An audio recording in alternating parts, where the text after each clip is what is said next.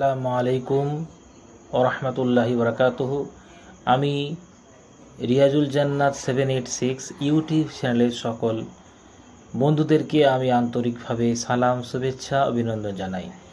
আজকে আমি আপনাদের সামনে নিয়ে এসেছি খুব সুন্দর মাদ্রাসার বাচ্চাদের, শিশুদের খুব সুন্দর দারুণ একটি নাত গজল নিয়ে নবী হজরত মোহাম্মদ মুস্তাফা সাল্লাল্লাহু আলাইহি সাল্লামের শানে বাচ্চাগুলো মনের আনন্দে স্বতঃস্ফূর্তভাবে অত্যন্ত উৎসাহ উদ্দীপনার সাথে তারা কত সুন্দর হেসে খেলে তারা গজল গাইছে।